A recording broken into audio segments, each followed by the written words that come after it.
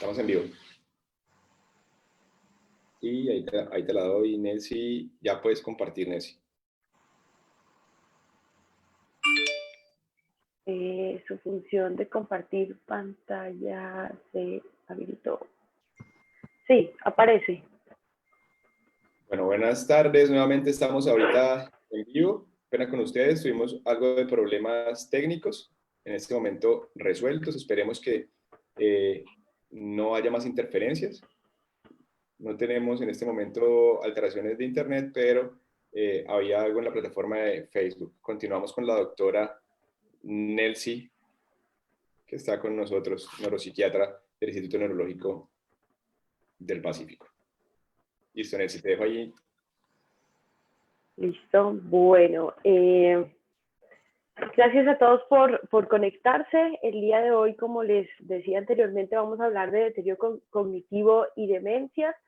Son dos términos que debemos definir de manera clara para poder entrar en materia y hablar en demencias, ¿sí? Cuando hablamos de demencias, siempre se nos viene a la mente una persona mayor de 60 años, ¿sí?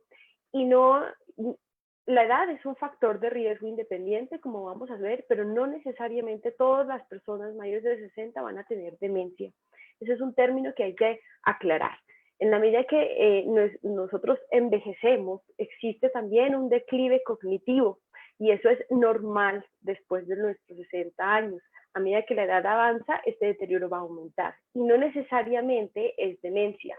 Hay unos criterios específicos que tendremos que aprender y saber diferenciar estos dos conceptos. Otro concepto que es importante aclarar y que muchas veces mis pacientes me lo preguntan es demencia senil. El término demencia senil es un término que se ha manejado en nuestra comunidad, en nuestra cotidianidad, pero no es un término médico, ¿sí? Existen varios tipos de demencia, como veremos más adelante, pero el término demencia senil no es un término médico. Bueno, ¿por qué hablar de demencia y de deterioro cognitivo el día de hoy? Bueno, este es un trastorno mental, una enfermedad neurodegenerativa muy frecuente. ¿Por qué? Porque a la medida que el tiempo avanza, nos hemos dado cuenta que el número de personas mayores de 65 años también se duplica, ¿sí? Y se duplica en los próximos 40 años. Este es un ejemplo en Estados Unidos, alrededor en el 2010, alrededor había 40.2 millones de personas mayores de 65 años.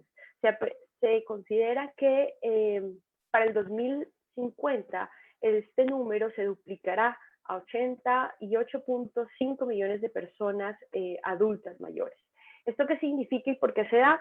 Estamos en una transición demográfica. La gente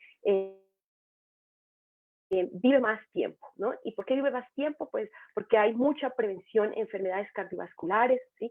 Tanto la gente con enfermedades renales, vive más las gentes con enfermedades cardiovasculares y cerebrovasculares.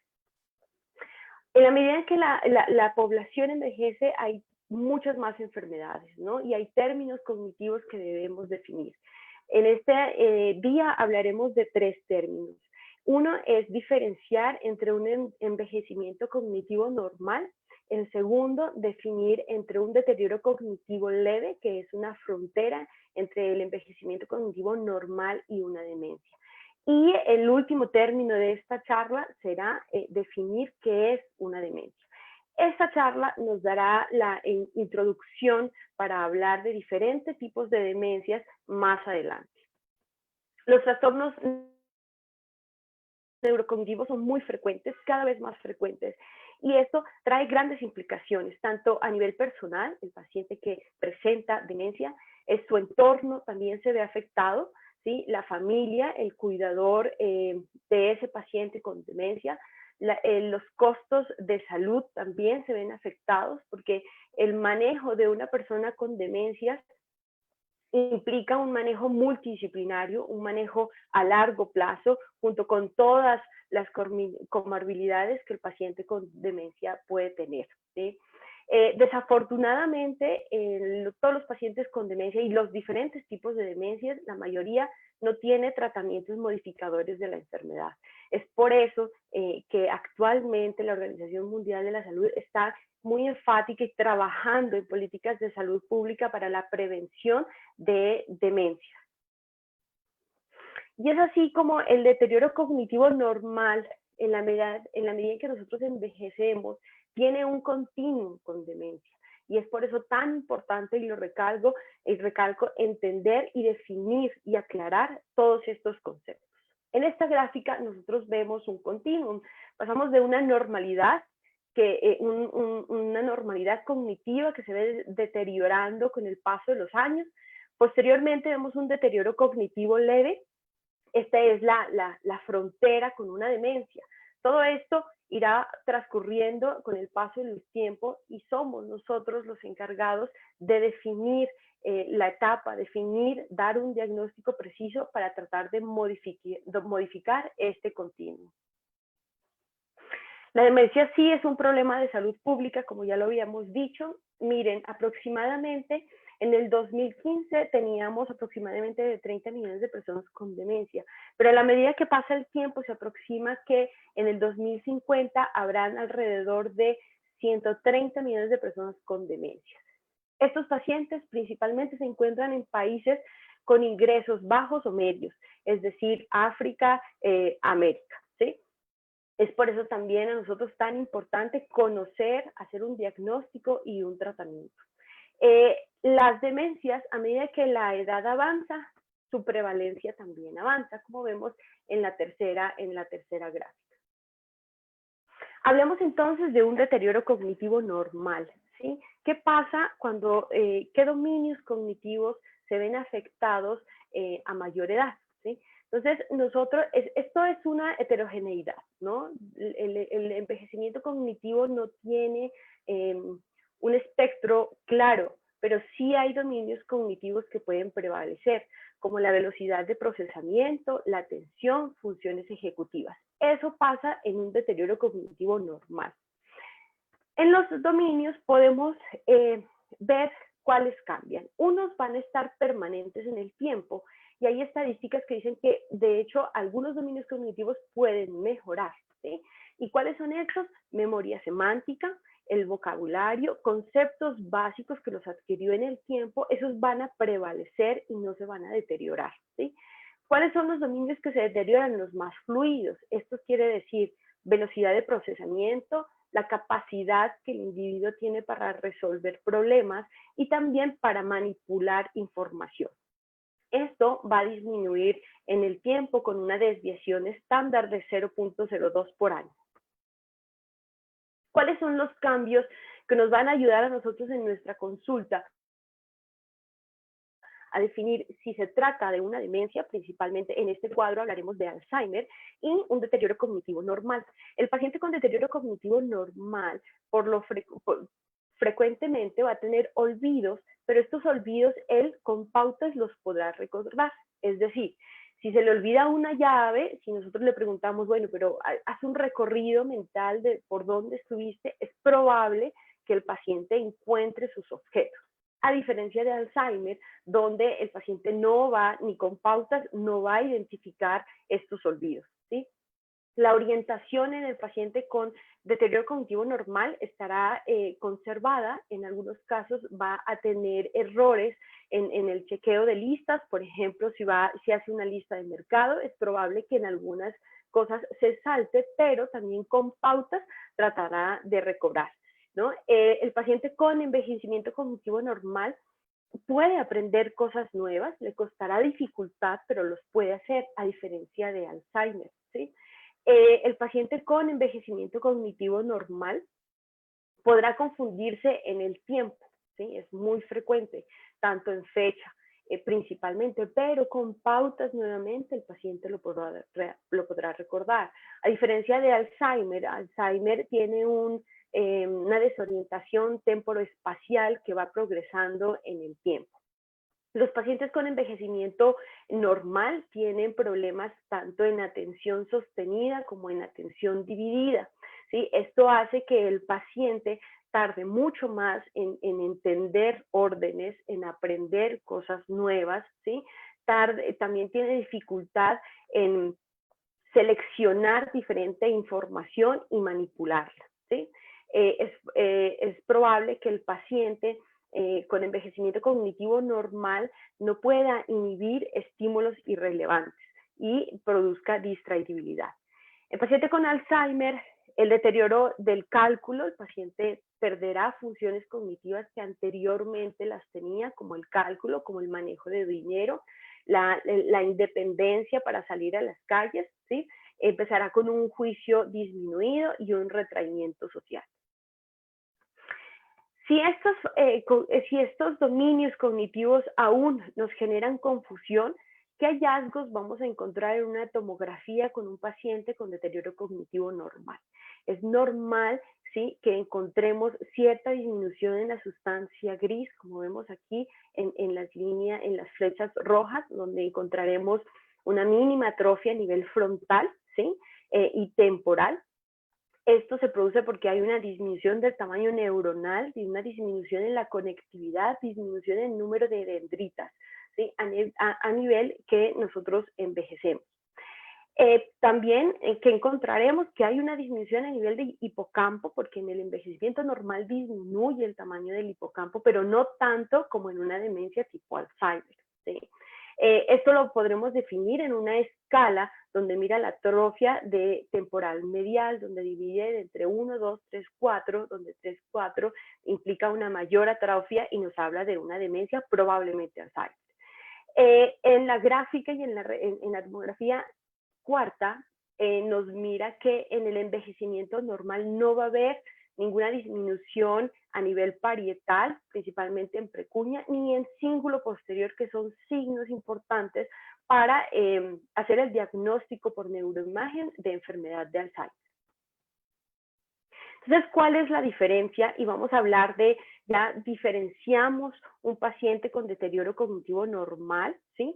En conclusión, el paciente con deterioro cognitivo normal va a estar alterado principalmente velocidad de procesamiento, ¿sí? Velocidad para solucionar un problema, la velocidad para atender y manipular la información.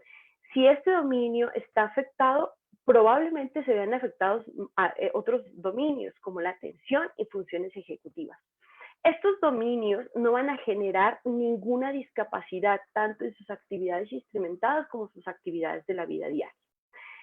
Pasaremos a hablar de otro término que es deterioro cognitivo leve, ¿sí?, que es muy diferente a una demencia en fase leve. Y esto, ¿cuál es la diferencia? Entonces, aquí necesitamos unas pruebas neuropsicológicas. Cuando el paciente ya empieza a quejarse de olvidos frecuentes, donde empieza a generar ansiedad, depresión, donde se ha perdido en las calles, donde no sabe su fecha, el paciente nos consulta, haremos un tamizaje en nuestra consulta para determinar si hay un dominio cognitivo afectado. Solicitaremos unas pruebas neuropsicológicas donde en estas pruebas nos van a especificar el dominio afectado y la severidad con la que se afecta. Y es ahí cuando nosotros empezamos a hacer una diferencia entre deterioro cognitivo leve y demencia. Y esto lo hace la discapacidad, ¿sí?, tanto en las actividades instrumentadas como en la vida diaria, que la demencia tiene. El deterioro cognitivo no lo tiene. Este deterioro cognitivo es un signo de alarma, una bandera roja, donde nos indica que debemos diferenciar, porque es una frontera entre lo normal o una demencia. Y es aquí donde principalmente el manejo farmacológico nos ayudará a prevenir que esto sea progresivo y se convierta en una demencia. Existen dos grandes diferencias de dominio cognitivo leve que nos ayudarán a nosotros a diferenciar un tipo de demencia más adelante. Y es el deterioro cognitivo amnésico y no amnésico, ¿sí? Entonces, ahí cuando el paciente llega ya con nuestras pruebas cognitivas, hemos hecho el diagnóstico de deterioro cognitivo leve, debemos diferenciar qué dominio está afectado. Si el dominio afectado principalmente es memoria, tanto en codificación como en recuperación de información, hablaremos de un deterioro cognitivo amnésico, y ese es probable que nos hable de un factor de riesgo para desarrollar enfermedad de Alzheimer. Si por el contrario, nuestras pruebas neurocognitivas nos arrojan que es un deterioro cognitivo de uno o más dominios que no generen alteración en las actividades instrumentadas, pero que sea atención, funciones ejecutivas, praxias, noxias, hablaremos de otro tipo que es un factor de riesgo para otro tipo de demencia, ¿sí? Como demencia por cuerpos de Lewy, demencia frontotemporal u otras causas. Entonces, ¿qué pasa con esta frontera y con este deterioro cognitivo leve? Mire que él aumenta, ¿sí?, el riesgo de padecer demencia en la medida en que aumenta la edad, ¿sí? Los pacientes de edad de 60 a 64 años tienen un porcentaje de prevalencia de 7.5. Y en la medida en que la edad avanza, el porcentaje aumenta. Si hay un deterioro cognitivo leve en pacientes mayores de 85 años, la probabilidad de desarrollar demencia será alrededor del 35%. ¿Sí? Posteriormente, miramos qué riesgo tiene el paciente de desarrollar demencia en el tiempo después del diagnóstico de deterioro cognitivo leve. Lo vemos en la segunda gráfica. A primer año tiene un riesgo de desarrollar demencia de 7.5. En el segundo año tiene un riesgo de desarrollar demencia del 15%. Y después de 3 años tiene un riesgo de desarrollar demencia alrededor del 20%. ¿Sí? Es decir que este deterioro, el diagnóstico de un deterioro cognitivo leve a nosotros nos va a ayudar, ¿sí?, a modificar ciertos factores de riesgo para prevenir una demencia. ¿Cuáles son los factores de riesgo? Tenemos varios factores de riesgo, factores demográficos, genéticos, médicos, psiquiátricos. En factores demográficos, principalmente la edad. Pacientes mayores de 60 años tienen un riesgo independiente de tener deterioro cognitivo leve o demencia. Pacientes mujeres es un gran factor de riesgo y nivel educativo bajo. En factores genéticos y no modificables, el polimorfismo de la apolipoproteína E4. En factores médicos, las enfermedades cardiovasculares, la apnea obstructiva de sueño es un gran factor de riesgo para demencia. Factores psiquiátricos, y hablamos de la depresión. En la siguiente diapositiva aclararemos más este factor de riesgo porque es importante tratarla en el momento en que se presente y a la edad que se presente. Factores ambientales, el consumo de cigarrillo, el consumo de alcohol, la exposición a pesticidas son factores de riesgo. Y pacientes con injuria cerebral, principalmente trauma craneoencefálico. Afortunadamente tenemos factores protectores y los factores protectores es la reserva cognitiva, ¿sí? Tener 2 o más idiomas, ¿sí? Esto porque ha generado mayor nivel de educación. La actividad física es muy importante, ¿sí? Y la prevención de enfermedades vasculares son factores que nosotros nos van a ayudar y a proteger de deterioro cognitivo más adelante. Esta gráfica es muy interesante porque nos mide el porcentaje de riesgo, ¿sí?, de cada factor de riesgo para tener demencia y la probabilidad de disminuir el riesgo de demencia si modificamos estos factores de riesgo. Habrá factores de riesgo modificables y no modificables. En la línea azul más gruesa, ¿sí?, hablamos de factores no modificables, ¿sí?, como el polimorfismo de la apolipoproteína E4, donde tiene un riesgo de desarrollar demencia alrededor de 64%. Y habrá factores modificables. Estos factores modificables van a medida que nuestra vida avanza. En etapas tempranas, el nivel educativo, ¿sí?, es un factor de riesgo que se puede modificar y es muy importante el porcentaje, generalmente es del 8%, es decir, que a edades tempranas, mayor nivel educativo, pues será un factor protector para evitar demencia a largo plazo. Factores de riesgo en edad media, como la hipoacusia, la hipertensión y la obesidad. Disminuirlos también tiene un porcentaje importante para disminuir el riesgo de demencia. Y factores de riesgo en etapas avanzadas, como fumar, depresión, la inactividad física, y el aislamiento social, ¿sí? Son factores de riesgo con porcentaje importante a considerar para disminuir el riesgo de desarrollar demencia. Entonces, si juntamos todos estos factores que les acabo de mencionar, pueden reducir hasta un 20% el desarrollar demencia. Entonces, este es una de las políticas públicas importantes y esto es lo que se ha tratado de hacer hasta el momento, ya que no hay tratamiento que modifique la enfermedad, sí se pueden modificar factores de riesgo y disminuir el riesgo de presentar demencia. Bueno, la depresión es un riesgo, como ya les había mencionado, de presentar demencia, pero aquí es importante aclarar en qué etapa de la vida se presenta depresión. Entonces, en etapas tempranas, ¿sí? Se ha visto que es un factor de riesgo, ¿sí? Pero si la depresión se presenta a 50 años, 60 años, probablemente sea una etapa subclínica de la enfermedad, una etapa prodrómica de demencia, ¿sí? Entonces es importante mirar en qué etapa de la vida se presenta la depresión y es por eso que necesita tratamiento. ¿Por qué necesita tratamiento? Como habíamos mencionado en charlas anteriores, la depresión y todos los cambios afectivos generan cambios neuroendocrinos, neuroquímicos y también en neuroinflamación. Todos estos cambios van a llevar a alteraciones estructurales, principalmente en hipocampo y en sustancia gris. Y todo esto va a conducir a un deterioro cognitivo a largo plazo. ¿Qué hacen los antidepresivos? Disminuir todos estos cambios, entonces es importante tratar la depresión. Para que quede claro, la depresión a etapas avanzadas es un factor de riesgo, la depresión a edades medias o adultas podría ser un factor o un síntoma preclínico del deterioro cognitivo. Entonces tenemos un deterioro cognitivo leve diagnosticado con pruebas neuropsicológicas.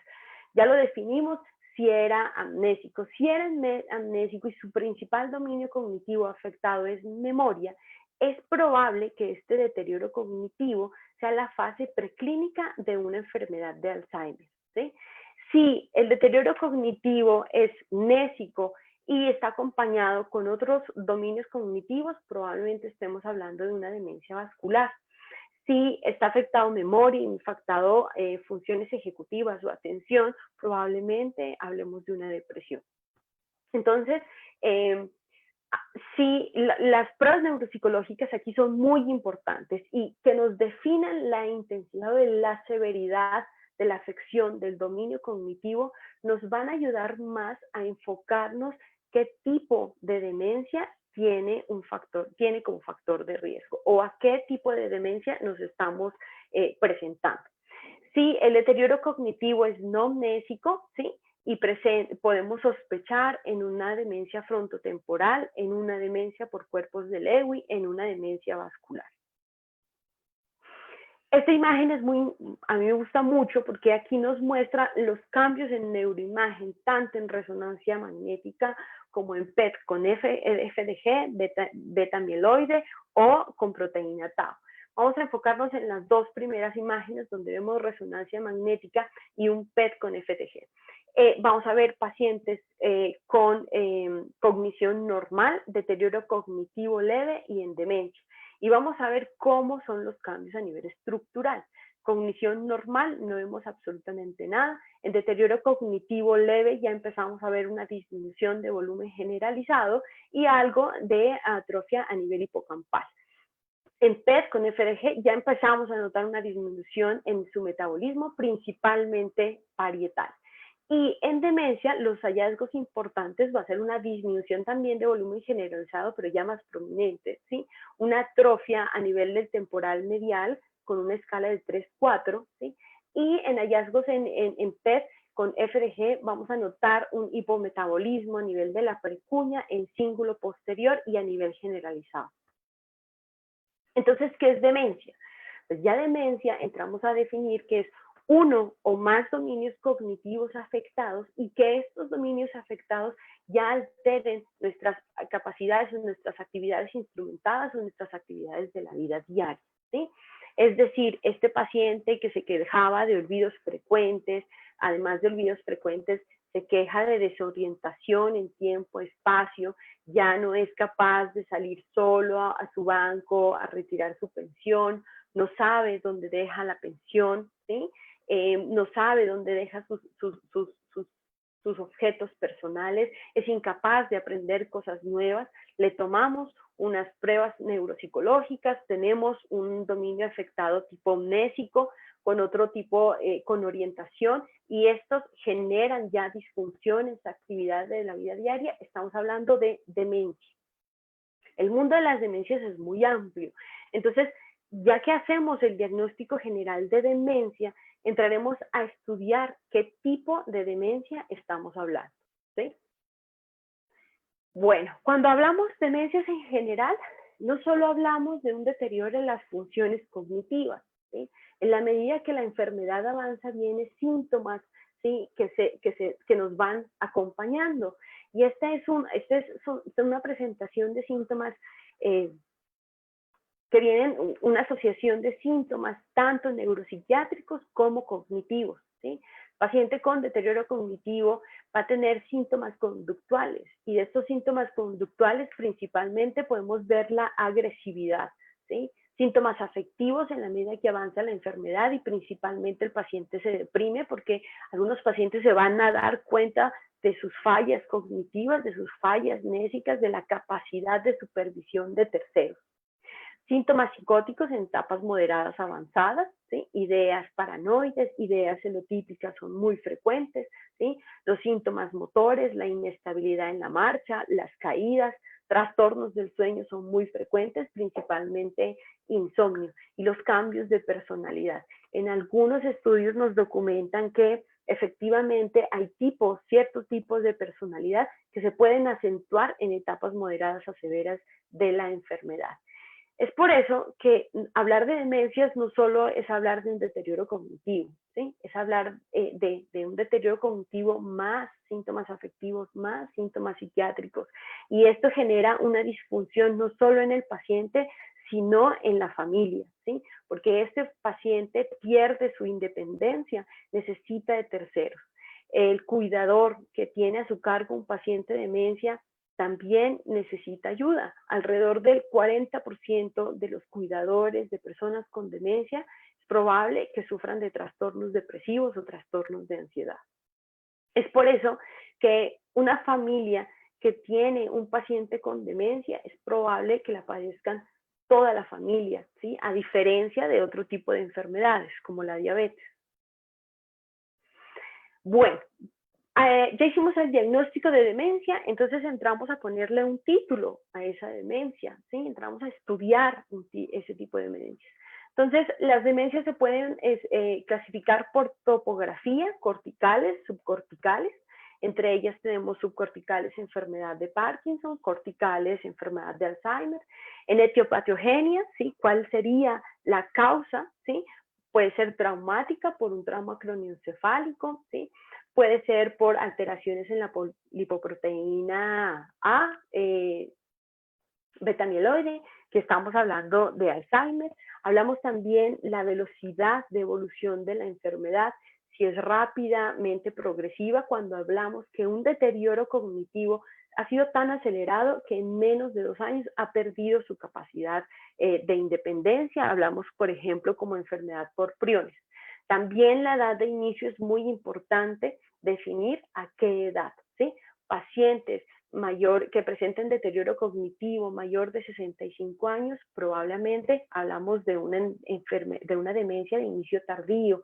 Antes de los 60 hablamos de un inicio temprano. Los inicios de inicio temprano también necesitarán un estudio y un abordaje, ¿no? Y pues por causa molecular e histopatológica. Entonces aquí también entramos a clasificar demencias, ¿sí? Y tenemos un flujograma para el diagnóstico de demencias. Entonces, como ven, este flujograma no es tan fácil el abordaje, ¿no? de un paciente con demencias. A ese paciente con demencias necesitamos ponerle el título del tipo de demencia.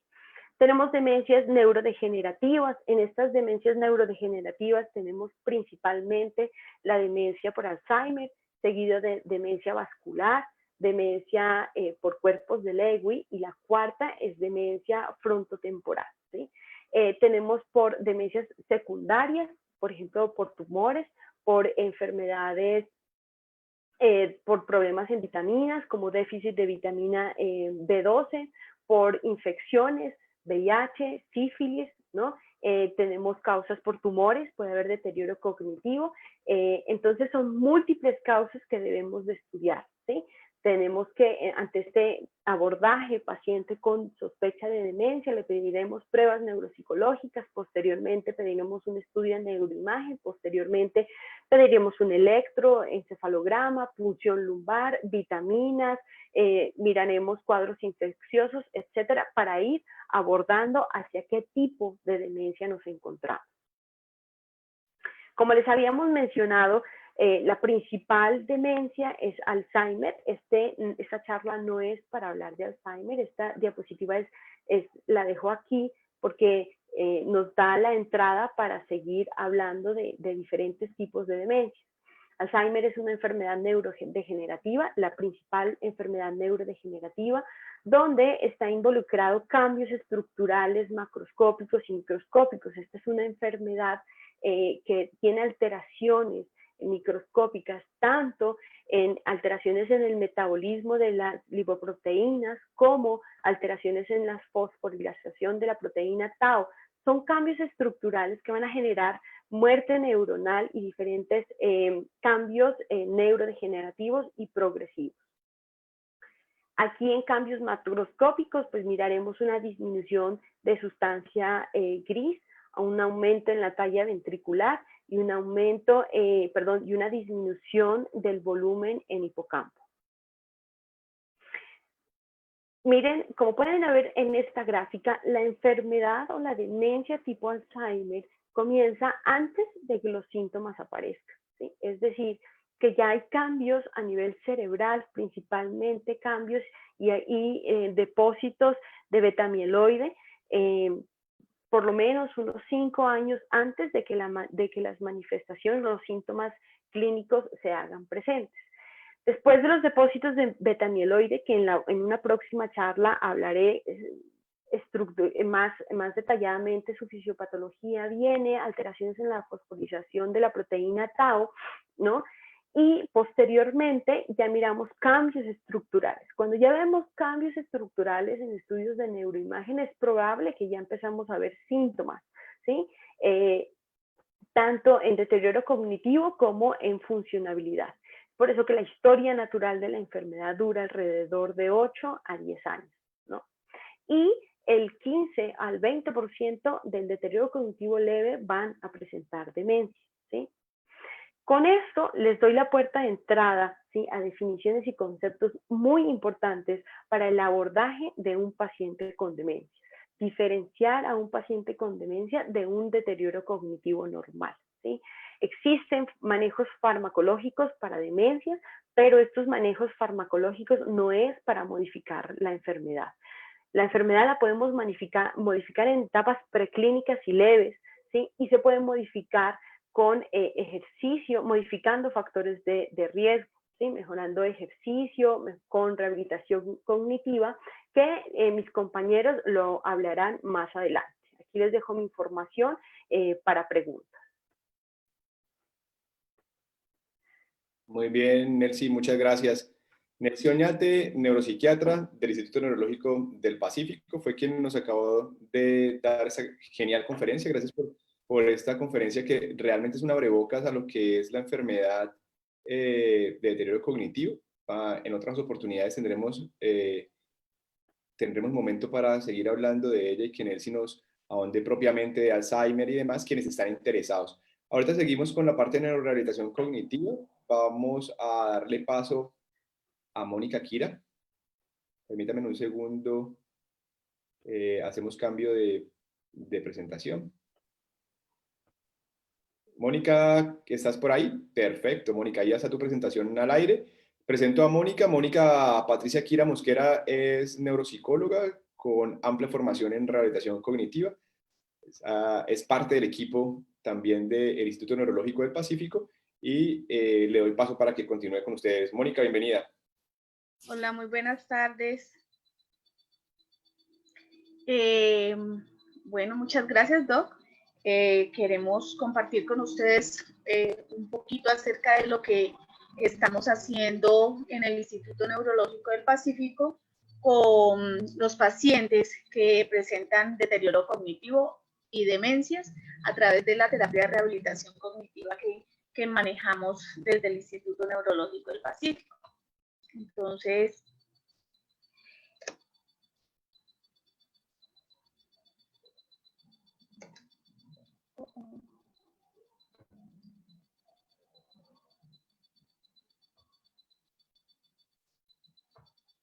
es,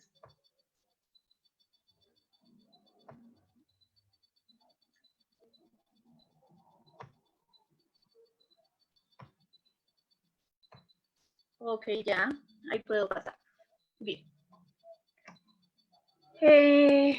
Pues, ¿qué es el funcionamiento cognitivo? El funcionamiento cognitivo no es otra cosa que la capacidad que tenemos los seres humanos para que funcione adecuadamente nuestros dominios. Generalmente los dividimos en 6 dominios o 6 funciones mentales superiores, que son la atención, la memoria, el lenguaje, la percepción, las praxias o movimientos, la función ejecutiva o la capacidad de resolver los problemas de la vida cotidiana y la memoria. ¿Listo? Ese es un funcionamiento cognitivo. A eso hace referencia. Como la doctora Nelsi les estaba diciendo, el deterioro cognitivo leve es la pérdida o la disminución de esas funciones cognitivas superiores, la pérdida o la disminución de la memoria, de la atención, los procesos de orientación, ¿sí? Y que cuando se hace mucho más fuerte, pues ella, como ya no lo comentó y nos lo explicó muy claramente, van a terminar siendo unas demencias. ¿Listo? ¿Cómo diagnosticamos? Ella, en varias oportunidades, la doctora manifestaba acerca de las pruebas neuropsicológicas. Y de esa manera, entonces nosotros empezamos un proceso cuando el neuropsiquiatra, cuando el neurólogo determina que es necesario, que es pertinente hacer una evaluación neuropsicológica completa para determinar cuál es el nivel de deterioro de estos pacientes. Entonces, nosotros los neuropsicólogos aplicamos unos instrumentos que ya están estandarizados, que son validados, que son científicos, para medir todas sus funciones cognitivas, es decir, para mirar cómo está funcionando su memoria, cómo es el proceso del lenguaje, cómo está la parte de atención, la capacidad de resolución, las percepciones, los movimientos y los estados emocionales del paciente, estados emocionales y funcionales.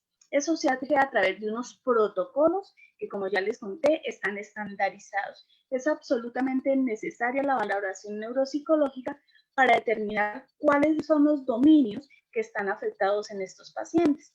La doctora muy claramente nos explicaba que existen unos deterioros cognitivos amnésicos y unos no amnésicos. Y eso nos lo va a determinar básicamente las pruebas neuropsicológicas que nosotros debemos de aplicar. En el Instituto Neurológico del Pacífico también aplicamos este tipo de instrumentos a los pacientes pues que se hace necesaria la aplicación o la evaluación completa. Una sola prueba en estos protocolos, en la aplicación de estos protocolos, no nos va a determinar si el paciente tiene o no tiene un deterioro como tal. Por eso es necesario hacer la aplicación de todas las pruebas y generalmente los protocolos de evaluación neuropsicológica pueden tener aproximadamente entre 50 a 52 pruebas por protocolo, tanto en pacientes con demencias o deterioros o en otros pacientes que también evaluamos. Entonces, por eso es necesario que cuando se pide la prueba, los neuropsicólogos hagan una evaluación completa y no solamente evalúen un dominio o apliquen una sola prueba para evaluar un dominio. Generalmente se pueden aplicar entre 5, 6, 7 pruebas por cada uno de esos dominios o áreas. Después de esa aplicación de pruebas, nosotros determinamos si el paciente realmente está presentando el deterioro cognitivo o la demencia, y para eso entonces ofrecemos los servicios de lo que es la terapia de rehabilitación neurocognitiva, ¿sí? ¿A qué hace referencia esto? Son métodos que se utilizan con el propósito de compensar o nivelar o mejorar esas pérdidas o esos deterioros. Algunas veces los dominios afectados están tan afectados que lo que hacemos es empezar a potenciar los que están menos afectados para que empiece a haber un nivel de compensación. Hay dos cosas dentro del proceso de terapia de rehabilitación cognitiva que se denomina. Uno es la rehabilitación, y la rehabilitación hace referencia a recuperar las funciones que se han deteriorado. Y lo otro que se maneja dentro de los procesos de la terapia de rehabilitación cognitiva es la estimulación cognitiva. Cuando hablamos de estimulación cognitiva, el paciente no tiene un deterioro cognitivo, sino que lo que se hace es potenciar esas habilidades que aún conserva, mientras que en el proceso de rehabilitación lo que se hace es recuperar lo que ya se ha ido perdiendo, ya se ha ido deteriorando con el paso del tiempo o con la enfermedad. ¿Por qué podemos hacer un proceso de recuperación? Porque nuestro cerebro, dentro de esos procesos se habla algo de lo que es la plasticidad cerebral o la neuroplasticidad. Nuestro cerebro es capaz de cambiar o de compensar esas cosas que se pierden en determinadas zonas del cerebro, es capaz de compensarlas con otras del cerebro. Entonces, si pierde la habilidad en un área específica del cerebro, el cerebro cambia, permite, compensa en otra área del cerebro para suplir ese faltante que ya no, pues que no se está dando adecuadamente. Como el deterioro cognitivo no es el mismo en todas las personas pueden tener un diagnóstico de deterioro cognitivo leve, pero no todas las personas tienen las mismas afectaciones. Por lo tanto, la terapia de rehabilitación cognitiva pues no puede ser la misma para todas las personas. Entonces, dentro del proceso de rehabilitación cognitiva, lo que hacemos es evaluar específicamente cuáles son los protocolos o cuál es la terapia específica para ese tipo de paciente. La terapia de rehabilitación se vuelve una terapia personalizada. Algunas veces observamos que las personas van a un proceso terapéutico y a todos los ponen a hacer las mismas actividades, y de esa manera pues no es tan pertinente. La verdad es que tengo que evaluar el paciente y mirar cuáles son las funciones que yo tengo que potenciar, cuáles son las funciones que se han perdido, que se han disminuido, para poder empezar a hacer los procesos y los ejercicios para que esa función se vuelva a retomar, se fortalezca. Entonces, la terapia de rehabilitación cognitiva definitivamente es un proceso individual, es un proceso personalizado. Lo que digo, la plasticidad cerebral o neuroplasticidad, entonces es la capacidad que tiene el cerebro para aprender o para desarrollar conductas compensatorias que sustituyan lo que ya se ha perdido. Dentro de toda esta parte de la terapia de rehabilitación neurocognitiva, existen múltiples técnicas y estrategias para hacer este tipo de ejercicio, este tipo de terapias. Dentro de estas técnicas, nosotros trabajamos lo que son los cuadernos de ejercicio de rehabilitación. Quizá muchos de ustedes que nos están acompañando hoy han observado, por ejemplo, que las personas que presentan el deterioro, las personas que están en procesos de rehabilitación, les envían, por ejemplo, sopas de letras, mandalas, ejercicios de laberintos, crucigramas, ¿sí? A eso hace referencia los ejercicios de rehabilitación cognitiva. Dentro, en cuadernos, en planchas, en planas. Las terapias de orientación, todos los días preguntarle a los pacientes en qué día estamos, como para orientarlos, ubicarlos en el espacio y en el tiempo. Cómo se llama, qué día estamos, en qué fecha, cuál es el día de la semana, en qué año vivimos, cuál es el mes. Ese es un ejercicio que la familia debe de hacerlo y es como se les orientamos. Todos los días ustedes deben de estar orientando a esos pacientes para que traten en la medida de estar un poquito más conscientes de lo que está ocurriendo en el día a día. Ellos pueden preguntarle 1000 veces exactamente lo mismo y 1000 veces entonces hay que responderles. Sé que es muy fácil que las familias muchas veces pierdan como la paciencia, sin embargo, siempre les decimos, ellos no tienen la culpa, ustedes tampoco, pero ellos tampoco tienen la culpa, entonces hay que revestirse un poco de paciencia y volver a hacer este proceso de orientación con ellos en el día a día. También tenemos lo que se denomina entrenamiento cerebral, que se hace, esto se hace a través de pues, programas que existen desde la tecnología. Entonces, lo que hacemos es, en el instituto nosotros estamos adscritos o compramos unas plataformas, en este caso de Syncrolab, en el que a través de estas plataformas se determina cuál es la función que se va a tratar de recuperar en este paciente y entonces la misma plataforma nos permite hacerle un seguimiento de cómo va mejorando o si se está estancando los procesos a través del mismo sistema de esta plataforma. Así existen muchísimas plataformas, las personas las pueden incluso conseguir por internet. Nuestra plataforma lo que hace es permitirnos hacerle un seguimiento muy puntual de cómo van los avances de los procesos. Y en la medida en que el paciente va avanzando, entonces la misma plataforma va colocando ejercicios mucho más avanzados, más elaborados, para que el paciente continúe avanzando.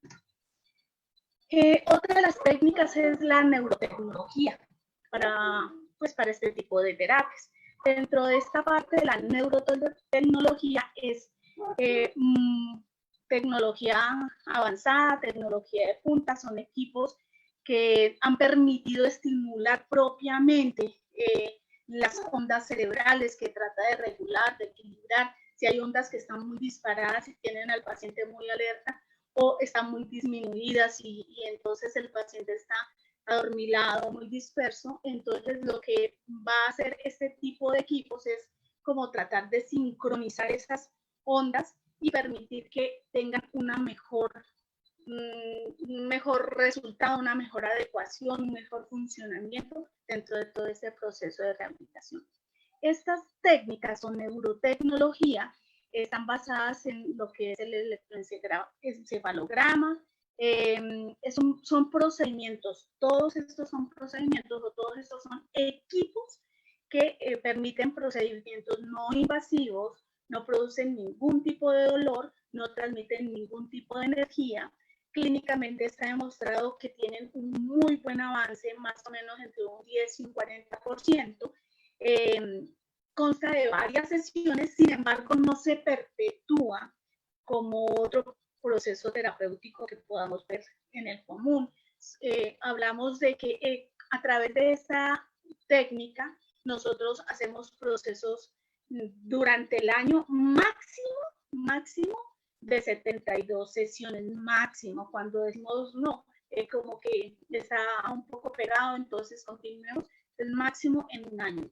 A través de otras técnicas que aplican otros profesionales, muchas veces nos encontramos que las personas o los pacientes nos dicen, no, es que lleva 5 años, 6 años, 4 años, en fin, dentro de esos procesos terapéuticos. Nosotros a través de estas técnicas, máximo en el año, hacemos, como les digo, esas 72 sesiones.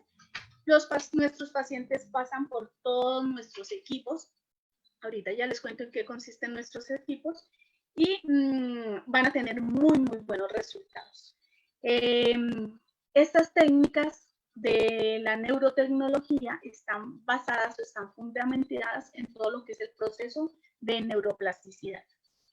La neurotecnología son dispositivos eléctricos que estimulan al sistema nervioso a través de luz, sonido, electricidad, magnetismo, fotobiomodulación, y estos van a mejorar esos procesos de plasticidad cerebral. Nosotros trabajamos a través de unos equipos que se denominan neurofeedback, y el neurofeedback, lo que inicialmente se hace un mapeo cerebral. ¿Qué se hace con el mapeo cerebral? Se coloca unos sensores en todo el cráneo y se mide cómo está funcionando ese cerebro, es decir, cómo están funcionando sus ondas cerebrales, si están muy aumentadas, si están muy disminuidas, y después de ese mapeo cerebral, que mide aproximadamente 672 puntos o 672 tomas de ese cerebro, nos va a permitir desarrollar un protocolo personal. Es decir, ese protocolo es solo para ese paciente. Y nos va a permitir entonces hacer un mejor proceso de entrenamiento.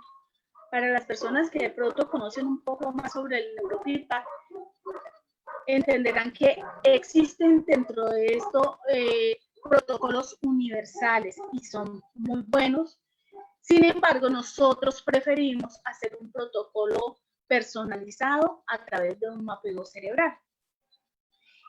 Posterior a este estudio de neurofeedback, entonces empezamos el proceso de terapia de rehabilitación, en el que lo que se hace es conectar al paciente a través de unos sensores dependiendo del área que vamos a estimular y dependiendo de las ondas cerebrales que necesitamos estimular. Y lo que hace es que el paciente esté conectado a través de un computador y va a permitir entrenar el cerebro. El mismo paciente, por los estímulos que está recibiendo, va a hacer que él esté más conectado, y es a través del cerebro que las personas pueden ver fluidamente una película, permitir que se trace un laberinto, no se usan las manos, toda esa parte la mueven a través de los niveles de sincronía que tienen por ondas cerebrales. Entonces, algunas personas inicialmente dicen, pero el video no avanza, pero se quedó pegado, mientras que hacen los procesos de entrenamiento, y entonces logran entender que en la medida en que ellos estén más concentrados, más relajados en la tarea que están realizando, entonces el cerebro va a empezar a funcionar adecuadamente, a tener una sincronía dentro de sus ondas cerebrales, y va a poder permitir que se ejecute adecuadamente lo que ellos están observando en el monitor. Neurofeedback es una tecnología de vanguardia, está basado en el electroencefalograma, mide las ondas cerebrales, como ya les había comentado, y permite un proceso de autorregulación o equilibrio. No se hace a través de ningún tipo de carga eléctrica que el equipo esté transmitiendo, no. Se hace enfocada en un video, y que al estar enfocada en ese video, entonces él va a poder como seguir y puedo ver qué es lo que está ocurriendo. Entonces eso va a permitir que mi cerebro como que se equilibre y se autorregule. Si yo me disperso, sé que mi video va a parar, entonces lo que hace el paciente o lo que hace uno es enfocarse en lo que está mirando. Otro de nuestros equipos es la estimulación magnética transcraneal. En la figura pueden ver un paciente que está con los equipos de estimulación magnética transcraneal, y esto lo que hace es enviar unos impulsos magnéticos para equilibrar ese proceso de ondas cerebrales. Esto lo que hace es que inhibe o excita las conexiones neuronales y va a permitir que haya un mejor proceso, un fortalecimiento de su neuroplasticidad.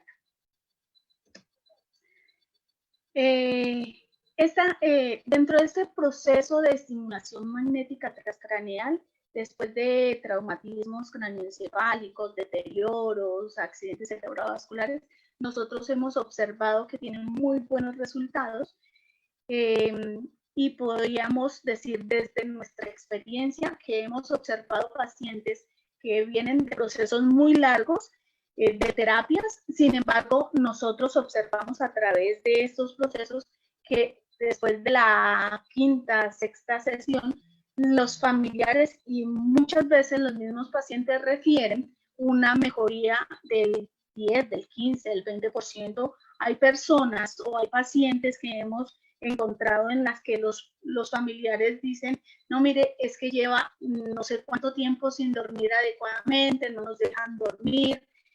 Y después de estos procesos, la combinación de estos procesos, estimulación magnética transcraneal, neurofeedback, fotobiomodulación, estimulación de luz y sonido, la gente dice, mi paciente ha dejado dormir, ha mejorado la irritabilidad que tiene o la labilidad que está presentando, está un poco más tranquilo, no está pues hablando tanto o está un poco más sociable. Entonces nosotros encontramos que estos equipos permiten realmente una mejoría en su proceso de neuroplasticidad.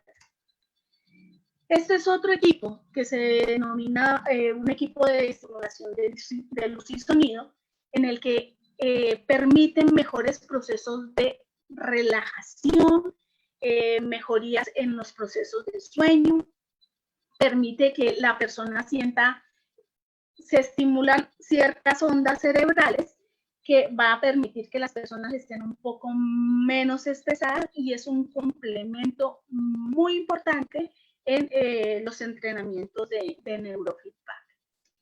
Y está lo que es la parte de la fotobiomodulación. La fotobiomodulación es un estímulo que emiten nuestros equipos de estimulación magnética transcraneal porque ya viene inmerso la luz infrarroja. Esto se emite a través de una pulsación de luz infrarroja a través de un proceso de ondas gamma, 40 ciclos por segundo más o menos, y esto lo que hace es que estimula el cerebro para que las personas tengan unos mejores procesos de memoria, para que las personas tengan un mejor proceso de oxigenación cerebral y mejor desempeño cognitivo.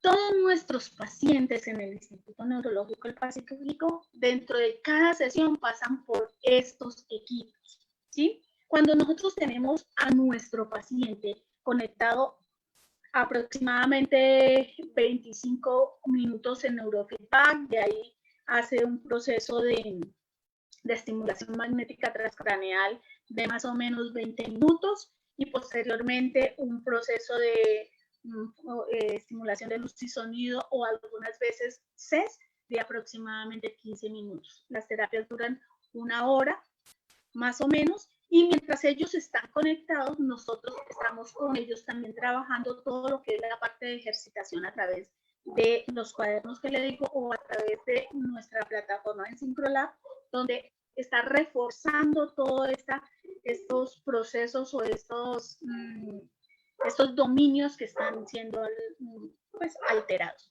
Adicional a eso, dentro del proceso de la terapia de rehabilitación cognitiva, nosotros hacemos el acompañamiento a los familiares.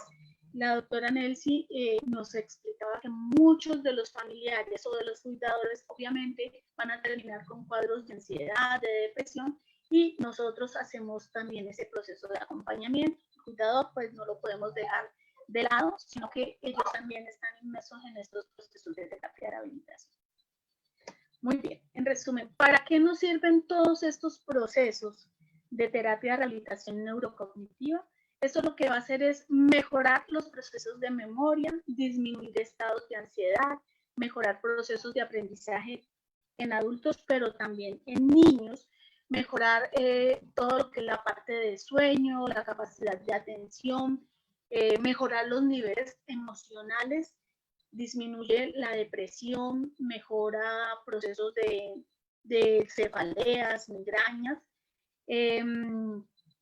mejora fobias, es muy pertinente pues en otro tipo de alteraciones cognitivas o alteraciones neurológicas también.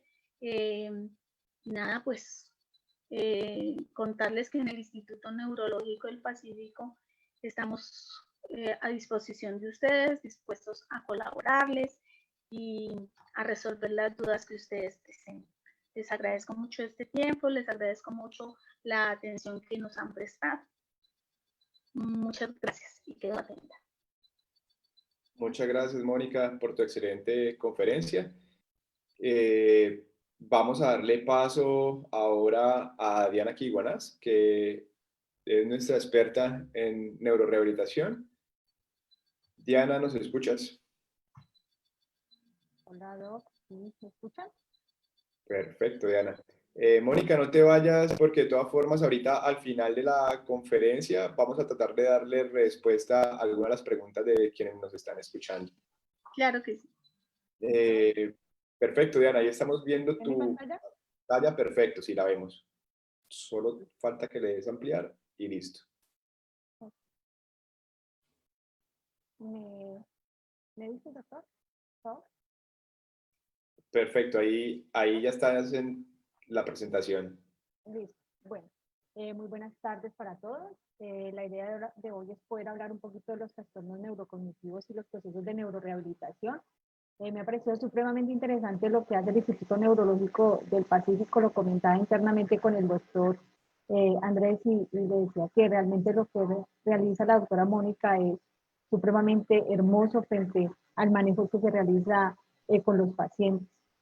Basado en eso y lo que inicialmente hablaba la neuropsiquiatra, queríamos hablar un poco como los tratamientos y decir que no solamente existen tratamientos farmacológicos, que en futuros espacios académicos se hablará, sino que también existen espacios no farmacológicos o tratamientos no farmacológicos. Y esos tratamientos no farmacológicos son los que de una u otra forma integran o hacen más sólido un grupo interdisciplinario y un trabajo interdisciplinario en aquellos usuarios con algún trastorno neurocognitivo. Dentro de esos trastornos o dentro de esos trastornos neurocognitivos juega un papel muy importante en lo que es la actividad física terapéutica y lo que llamamos también todos aquellos procesos de neurorehabilitación. Entonces hablamos de que todos los procesos de neurorehabilitación no solamente se ven en el curso del ciclo vital desde los niños, sino que también hay un enfoque muy fuerte dentro de lo que es la población adulta mayor. Y dentro de esa población adulta mayor que de una u otra forma está pasando por un estado de salud como son los trastornos neurocognitivos.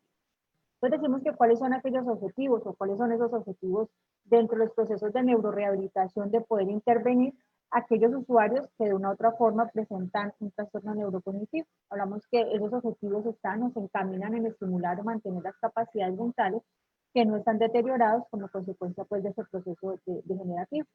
Fortalecer o favorecer las condiciones físicas y las cualidades psicomotoras. Creo que ahí nuestro quehacer como neurorehabilitadores es muy fuerte frente a poder favorecer todas aquellas condiciones físicas y cualidades motoras tan importantes en aquellos usuarios con algún trastorno neurocognitivo.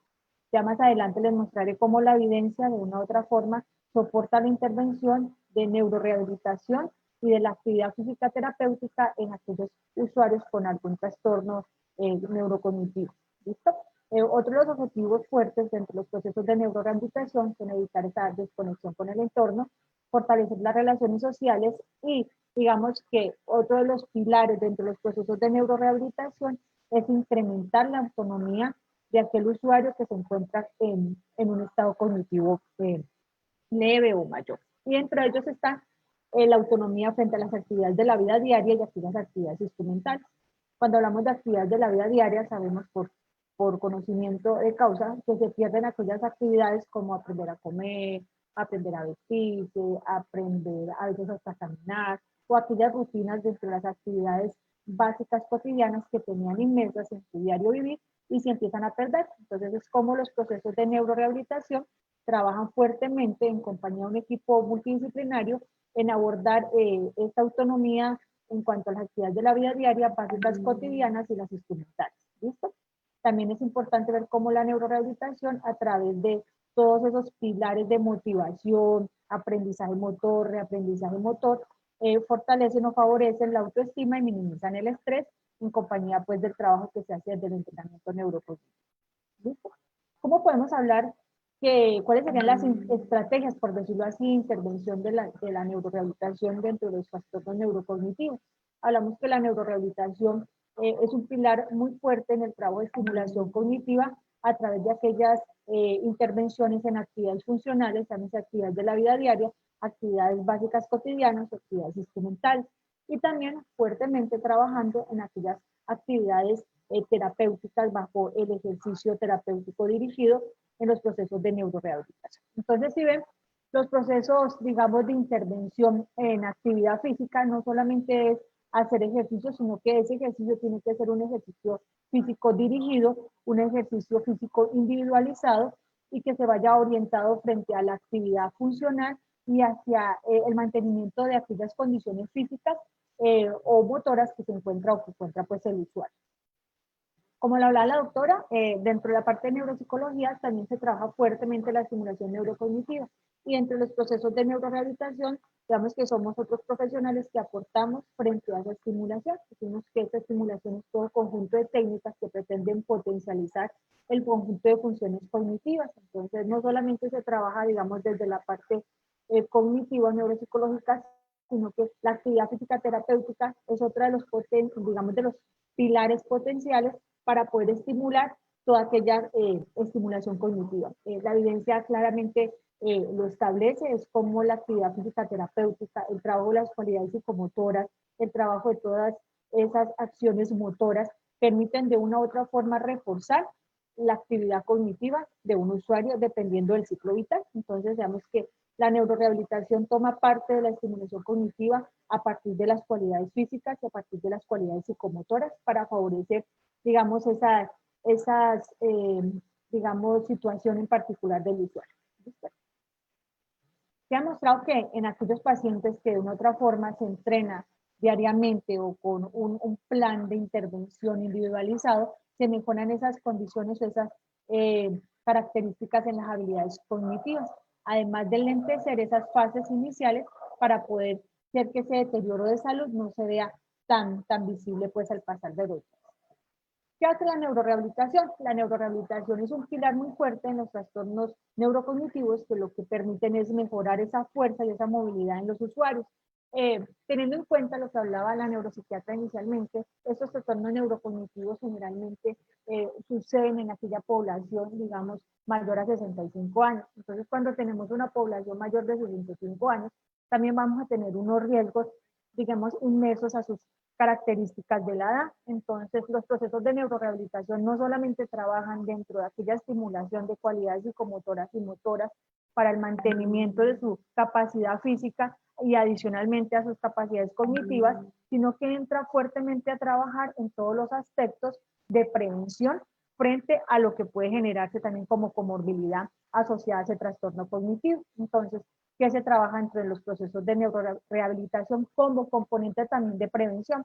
Trabajamos todo lo que es mejorar la fuerza y la movilidad, los arcos de movilidad, la fuerza funcional que el usuario tenga en el momento, para permitir ¿qué? Para permitir favorecer ese tono postural y a su vez generar cómo la neurorehabilitación o el ejercicio terapéutico dirigido permite ser un efecto protector contra aquellas situaciones o cardiopatías en general.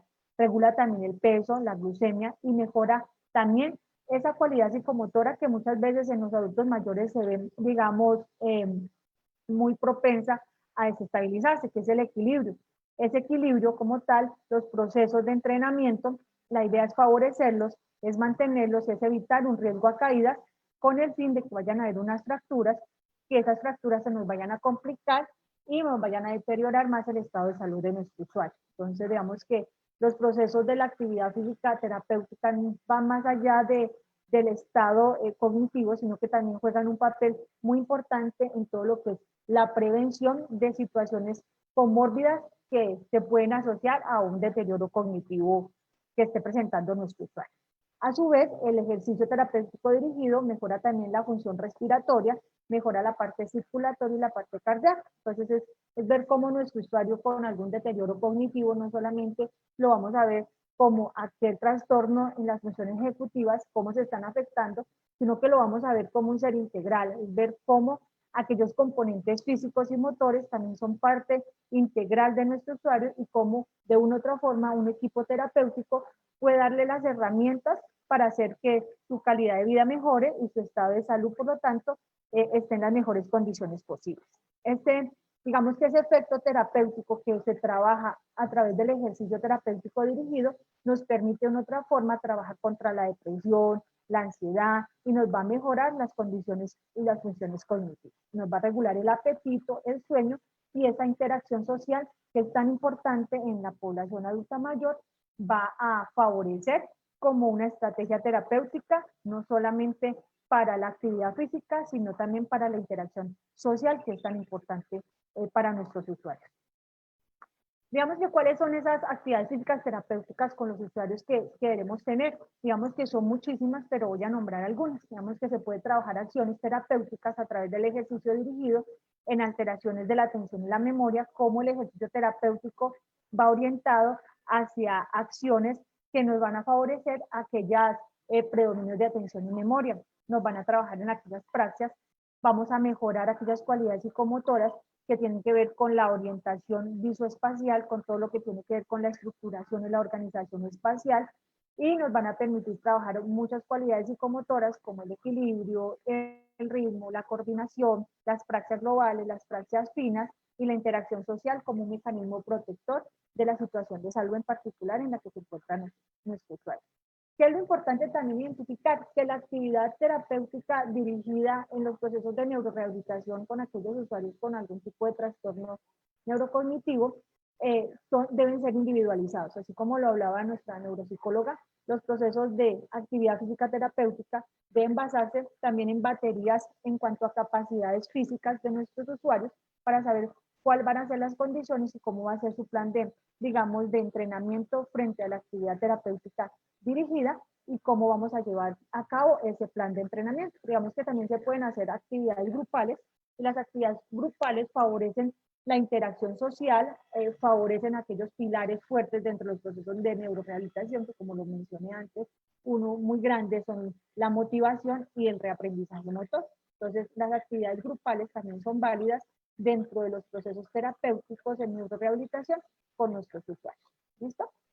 Como objetivo general, un proceso de intervención física o un proceso de actividad física dirigida, terapéutica, tiene como tal un mantenimiento del estado físico general. La idea es poder sí ganar, digamos, si podemos ganar fuerza, si podemos ganar arcos de movilidad perfectos, pero digamos que nosotros, nuestra función como tal, como neurorehabilitadores, es favorecer aquellas condiciones físicas que tienen nuestros usuarios, poder favorecer esas condiciones en cuanto a la capacidad motora que puedan tener para, digamos, lograr una autonomía mejor en ellos o preservar esa autonomía. Si podemos ganar una autonomía perfecta, sino la idea sería también preservar aquellas condiciones, no solamente físicas, sino condiciones en actividades de la vida diaria, básicas y en las instrumentales que son tan importantes también en nuestros usuarios. Y prevenir complicaciones.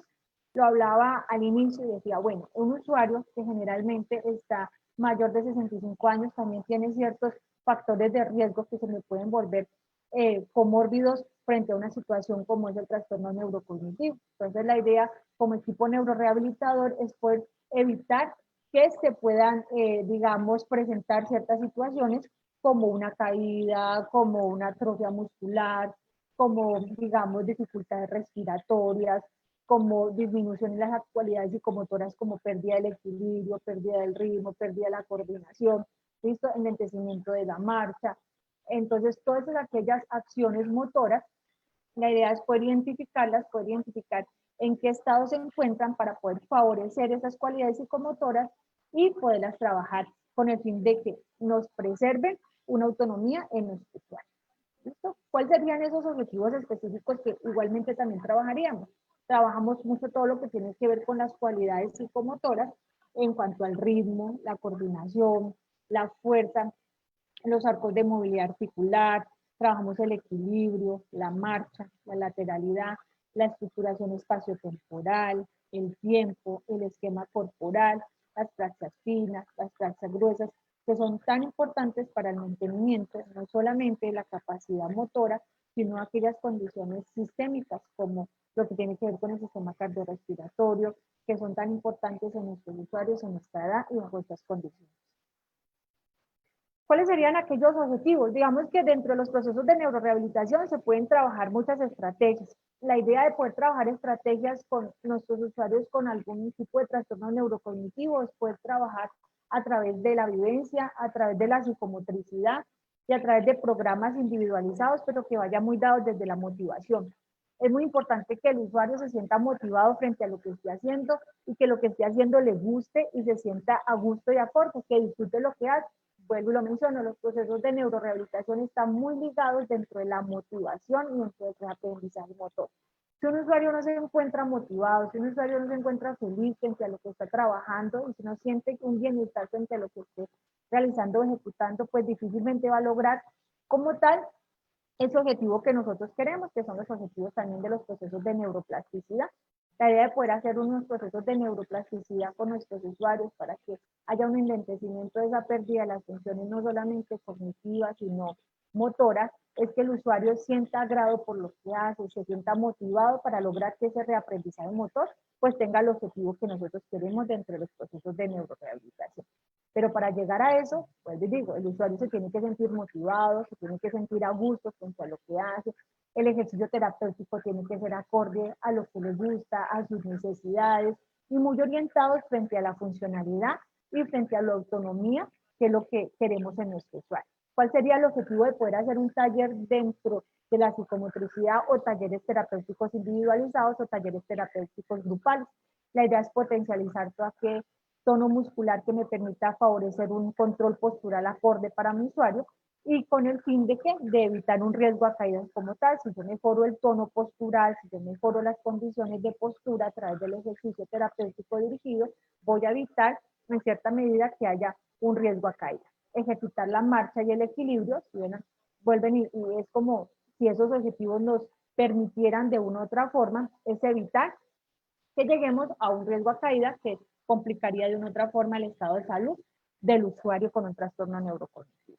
Favorecer, digamos, esa motricidad fina, disminuir esas alteraciones de estado de ánimo que se logran a través de la motivación, potencializar no solamente la motricidad fina, sino la motricidad gruesa, reforzar esas cualidades psicomotoras como la orientación espacial, la estructuración rítmica, el espacio-tiempo, reforzar el sentido del ritmo y estimular esa coordinación perceptivo-motor. Cuando miramos esa coordinación perceptivo-motora, trabajamos muy acorde frente a todo lo que tiene que ver con la coordinación óculo-manual, la coordinación óculo-pedal o esa coordinación global. ¿Listo? Entonces, digamos que ya el enfoque como tal no sería cuando uno trabaja psicomotricidad en los niños, que cuando trabajamos psicomotricidad en los niños es poder lograr que esos chiquis empiecen como a ganar cualidades psicomotoras o esa madurez en sus cualidades psicomotoras. Cuando trabajamos en los adultos mayores y cuando trabajamos en aquellos usuarios con algún trastorno neurocognitivo, la idea es lograr que se mantenga lo que encontramos de esas cualidades psicomotoras y lograr sacarle el mayor provecho de esas cualidades psicomotoras y ese potencial motor para que nos permita tener la mayor autonomía y la mayor funcionalidad de nuestro usuario. La idea es poder que nuestro usuario se sienta autónomo, que se sienta funcional frente a las actividades que realice, que se sienta que tiene fuerza, que se sienta que todavía coordina sus movimientos y eso realmente, digamos que mejora el estado de ánimo de los usuarios y permite que lleven un estado de salud más llevadero y mejor. Otro de los, digamos, de los objetivos es potencializar aquellos movimientos disociados a través del trabajo de patrones globales de movimiento, donde el usuario pueda involucrar sus dos semicuerpos y pueda a través de esta actividad realizar acciones de la vida diaria que lo permitan sentirse más funcional y más autónomo a nuestros usuarios. Evitar el sedentarismo. ¿Por qué evitar el sedentarismo? Y lo hablo como, digamos, como una píldora, entre comillas, más de prevención. La idea es poder favorecer aquellos comportamientos motores que eviten que el sedentarismo se convierta como en un factor de riesgo para asociar otras enfermedades, digamos, a los trastornos neurocognitivos. Permite también estimular las funciones cognitivas como la atención, la concentración, de una u otra forma mejora la autoestima, La actividad física terapéutica nos va a mejorar la memoria, los procesos de abstracción, la percepción, la expresión, la comprensión verbal, el cálculo, la secuencia numérica, la creatividad y la imaginación.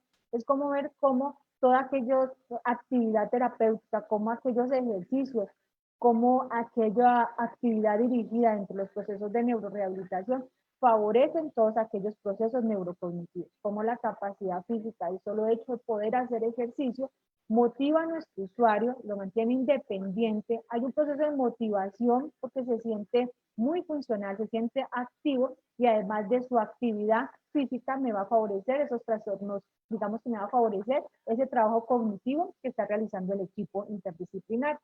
Permite también integrar al usuario en un núcleo de convivencia. ¿Por qué? Porque le digo, la actividad física terapéutica se puede hacer dentro de unos planes individuales, pero la actividad física terapéutica también se puede hacer dentro de unos grupos, digamos, grupos de varios usuarios con algún trastorno neurocognitivo que permitan otra forma favorecer espacios de integración social, que reitero, favorece asimismo la motivación y los procesos de aprendizaje y reaprendizaje motor.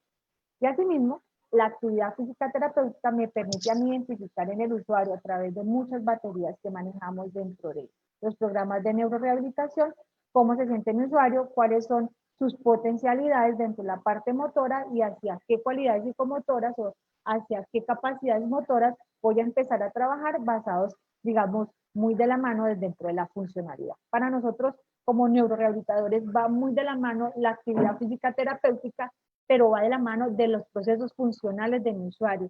La actividad física debe favorecer la funcionalidad y la independencia natural de la vida diaria y las instrumentales de todos aquellos usuarios con algún trastorno neurocognitivo. Dentro de los procesos, digamos, terapéuticos tenemos, digamos, varias fases. Podemos utilizar talleres de ejercicio de psicomotricidad o actividad física dirigida, individual o grupal.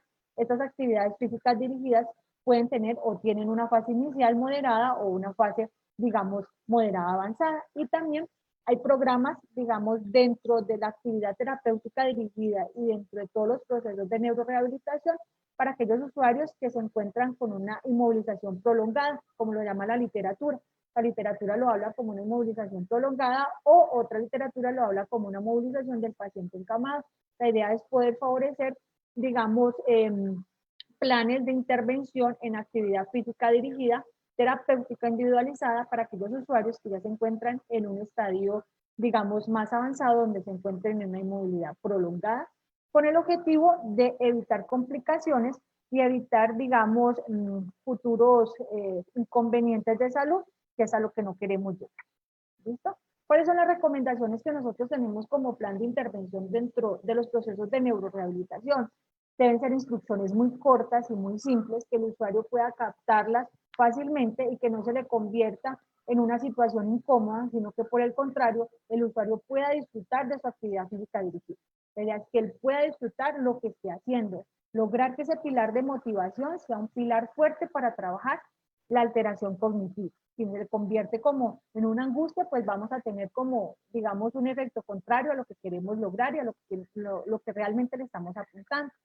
El equipo terapéutico tiene que llenarse de paciencia, de mucha actitud positiva y de un sentido del humor que, vuelvo y reitero, que logre esa atención de nuestro usuario, que logre esa motivación para que generemos el objetivo terapéutico que queremos lograr, que es que el objetivo pueda hacer que tenga una mayor funcionalidad, pero esa funcionalidad y esa activación, digamos, a través de la actividad física dirigida, también depende mucho de los procesos de motivación y de los procesos de aprendizaje motor, y eso se logra a través de un buen proceso de neuroplasticidad, pero motivado, porque si no está motivado el usuario, pues no vamos a lograr como mucho. ¿Listo? Ajustar las tablas de ejercicio. Sabemos que el ejercicio tiene que ser individualizado, obviamente se puede hacer grupal, pero con un ejercicio o un plan individual, teniendo en cuenta las características individuales de mi usuario, teniendo en cuenta las baterías en capacidad física, condiciones físicas y cualidades psicomotoras o riesgo a caída que se le realice en un momento dado al usuario, que permitan favorecer, digamos, su plan de intervención. ¿Listo? Necesariamente también hay que tener unas condiciones propias del usuario. Si el usuario, digamos, siente fatiga, disminuir el ritmo el ritmo, la intención, el tiempo de la actividad terapéutica, y la idea es poder hacer un proceso de retroalimentación al final para mirar cuánto ha captado nuestro usuario de su, digamos, dentro de su intervención terapéutica. ¿Listo? Sesiones, la idea es poder tener una sesión de ejercicios que se divide en 3 partes, una sesión de calentamiento, una fase central y una vuelta a la calma, y las áreas y funciones que se trabajan dentro de los programas de neurorehabilitación para nuestros usuarios con alguna alteración neurocognitiva son todas aquellas cualidades psicomotoras, pero igualmente esas capacidades motoras también, la fuerza, la flexibilidad, entre otros. Y tener en cuenta también el trabajo que se realiza frente a la respiración y a la relajación que debe tener el usuario. ¿Listo? Tengo 2 artículos muy interesantes, que es cómo la actividad física terapéutica a través de la fisioterapia, a través de los procesos de neurorehabilitación, permiten hacer una prevención y un tratamiento en aquellas situaciones de trastorno neurocognitivo. En este ensayo, es un ensayo que incluye 16 estudios, donde 7 son revisiones sistemáticas y 9 ensayos clínicos controlados, donde lo que nos dicen los autores es que el ejercicio terapéutico en aquellos trastornos neurocognitivos muestran un amplio efecto positivo en todos los planos que queremos, dentro de un plano cognitivo, bioquímico, funcional, neuropsiquiátrico.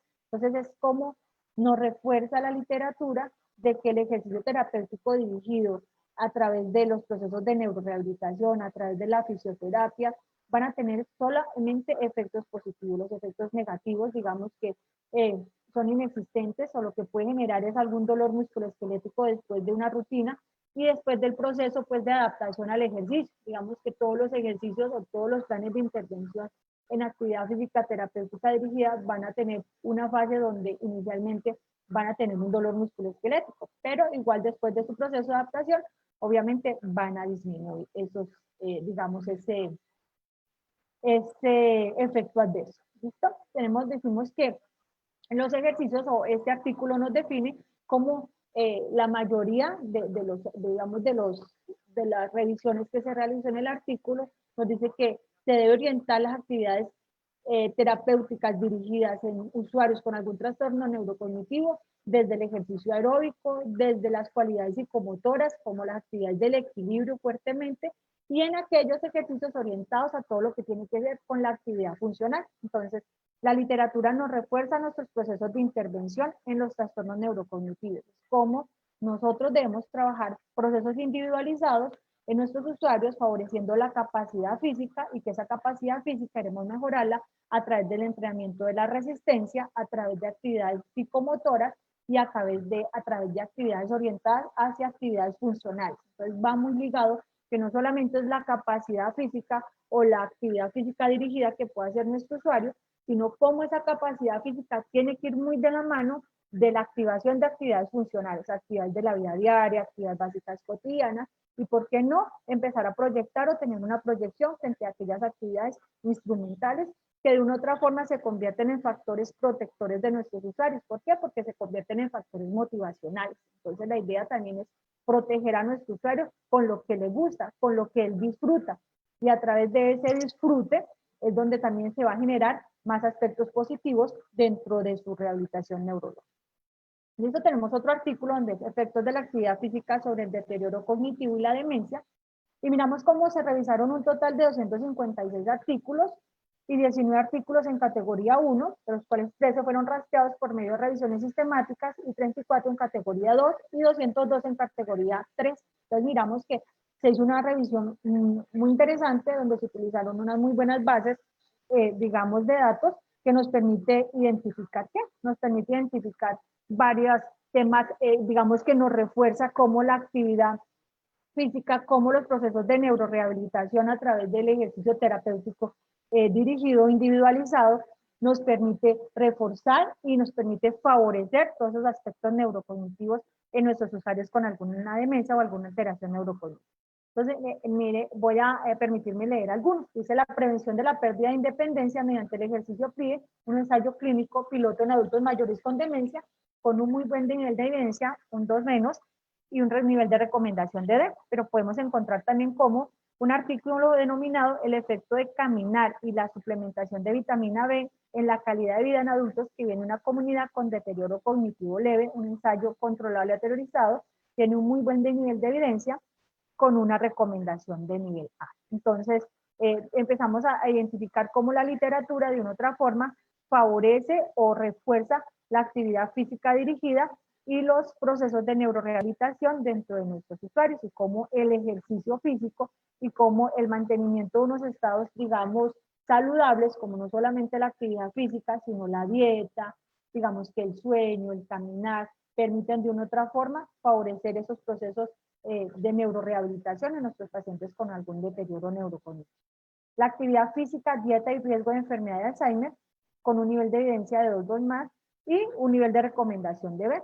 Y este artículo, efectos de la actividad física en la función cognitiva en adultos mayores con riesgos de la enfermedad de Alzheimer, un ensayo aleatorizado con un nivel de evidencia 1 más y un nivel de recomendación A. Entonces, vuelvo y reitero, es como la actividad física dentro de aquellos usuarios con algún trastorno neurocognitivo favorecen, digamos, el mantenimiento de esas cualidades psicomotoras, esas condiciones físicas, y que van muy ligados frente a los procesos funcionales, que es, digamos, que es de lo más fuerte que nos interesa a nosotros como neurorehabilitadores. Tenemos uno también que mejoras en las características de la marcha después del entrenamiento funcional en resistencia en personas con demencia, un ensayo controlado aleatorizado con muy buena calificación y un nivel de recomendación de A. Entonces, reitero, es como no solamente los autores en el otro artículo mencionaban, sino que otras revisiones sistemáticas nos permiten, digamos, favorecer que las cualidades psicomotoras, el trabajo de resistencia, el trabajo de cualidades motoras, el trabajo de la respiración y el trabajo de actividades funcionales favorecen de una u otra forma el mantenimiento de esas cualidades psicomotoras, de esas funciones motoras, y favorecen también ese desarrollo cognitivo en nuestros usuarios, siempre mirándolo desde la funcionalidad. Entonces aquí también dejo otros, voy a permitirme leer el último.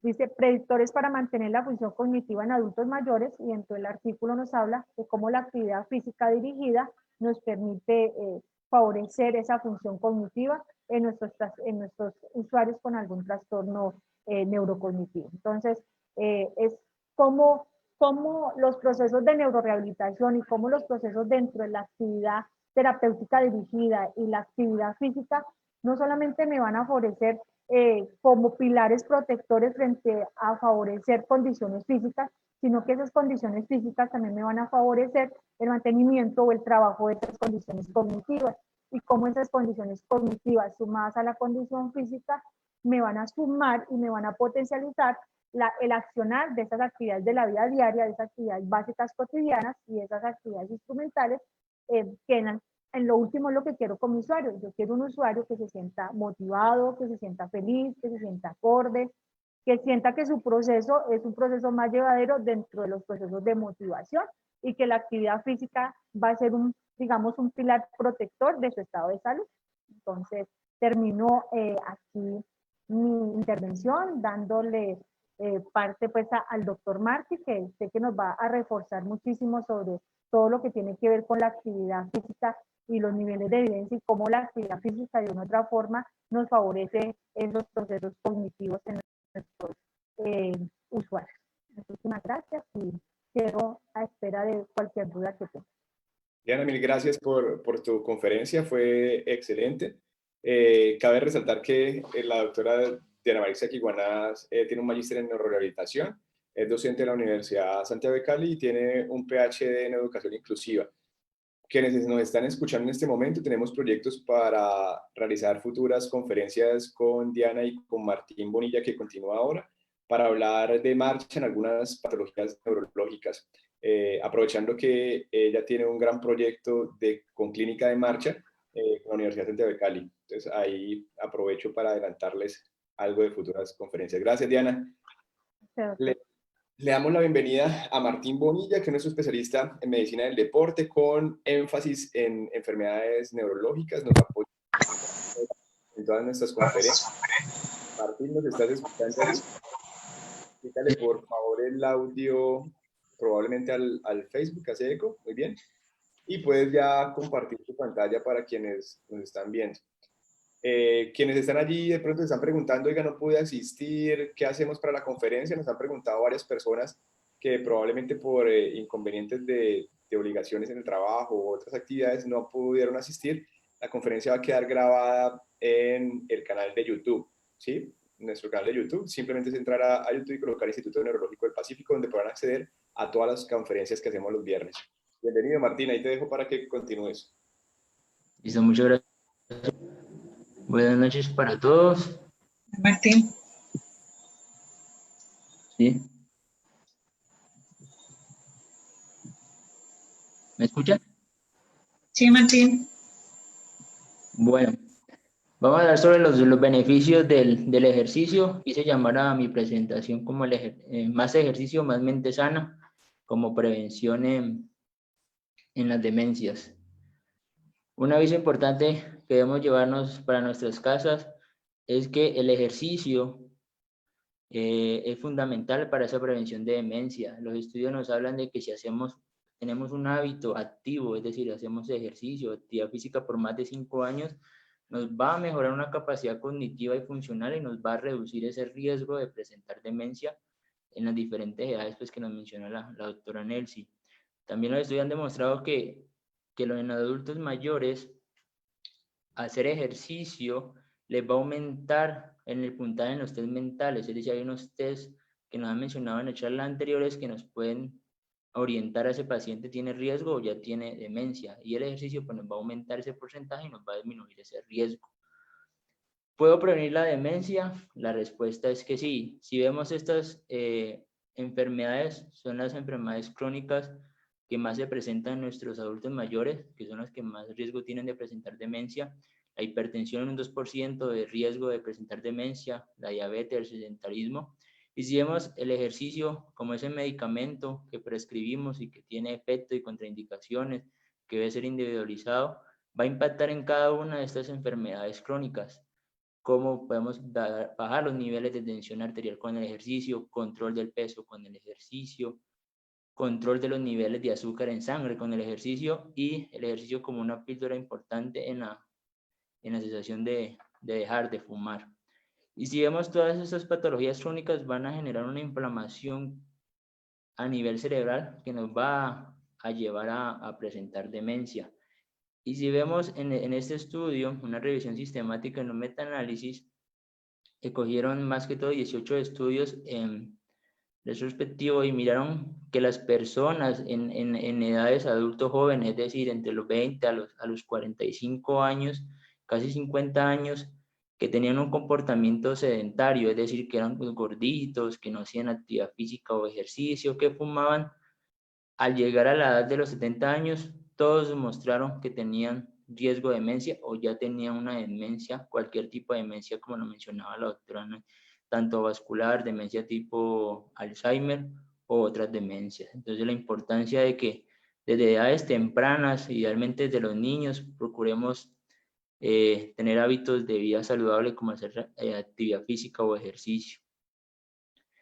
Y otra cosa a tener en cuenta es que si vemos aquí a nuestro abuelito sentado en su silla mecedora, a partir de los 80 años nos habla de que el porcentaje de inactividad en nuestros adultos mayores es casi el 63%. Es decir, que van a aumentar ese riesgo de enfermedades crónicas y aumentar el riesgo de demencia.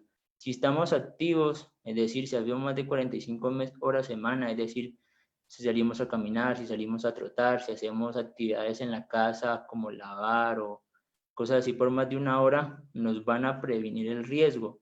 Y si vemos esos porcentajes del 13 y el 10%, nos hablan de que si estamos activos, nos van a disminuir el 13% de riesgo de todas las demencias y el 10% de disminución de riesgo de demencia vascular asociado a adultos mayores que tienen hipertensión.